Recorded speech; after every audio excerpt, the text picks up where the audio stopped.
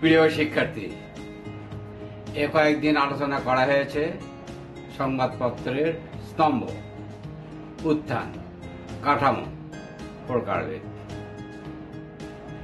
আজ শেষ করব গত সপ্তাহে আলোচিত সংবাদপত্রের দায়িত্ব ও কার্যাবলীর শেষ অংশ। সংবাদপত্র হচ্ছে দৈনন্দিন জীবনের তৃতীয় নয়ন, যেটাকে বলে অন্তর্চক্ষু, যা অন্তরে থাকে, দেখা যায় না, অনুধাবন করা যায়। চোখ বুঝলে দেখা যায় সমগ্র পৃথিবী। মোট কথা হচ্ছে সংবাদপত্র বিশ্বদর্পণ। কিন্তু দুঃখের বিষয়, বর্তমান বিশ্বে ইলেকট্রনিক মিডিয়ার যুগে সংবাদপত্র শিল্প চ্যালেঞ্জের মুখে পড়েছে। এখন মনে হয় সংবাদপত্রের লোক যেন নদীর কিনারে বালির উপর বসে কাজ করছে। সংবাদপত্রকে গণতন্ত্রের অন্যতম প্রধান রক্ষা কবচ হিসেবে বিবেচনা করা হয়। যদি কখনো সংবাদপত্রের স্বাধীনতা খর্ব হয়, তখন জনসাধারণের মত প্রকাশের স্বাধীনতা, শিক্ষার স্বাধীনতা, বক্তব্য রাখার স্বাধীনতা ও সভা সমাবেশের মতো মৌলিক অধিকারগুলো অর্থহীন হয়ে পড়ে। অর্থাৎ সংবাদপত্রহীন একটি গণতান্ত্রিক দেশের অস্তিত্ব অকল্পনীয়। দেশের সার্বভৌমত্ব টিকিয়ে রাখতে অপরিসীম ভূমিকা রাখে এই সংবাদপত্র।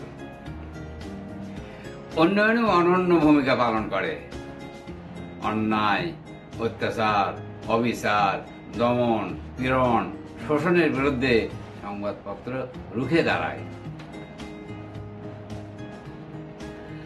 সংবাদপত্রের কাজ হলো মানুষের অধিকার নিয়ে চর্চা করা, মানুষকে অধিকার সচেতন করা এবং হারানো অধিকার পুনঃপ্রতিষ্ঠা করা। সংবাদপত্রগুলো সচেতন বা অসচেতন যেভাবেই হোক প্রতিনিয়ত মানব অধিকারের কাজ করে যাচ্ছে। জেনে রাখা ভালো, মানব অধিকারটা কি। মানবাধিকার হচ্ছে সকল কালের, সকল দেশের, সকল মানুষের। আবার বলি, মানবাধিকার হচ্ছে সকল কালের, সকল দেশের, সকল মানুষের ন্যূনতম যে অধিকার গুচ্ছ সর্বজন স্বীকৃত, তারই নাম হচ্ছে মানবাধিকার।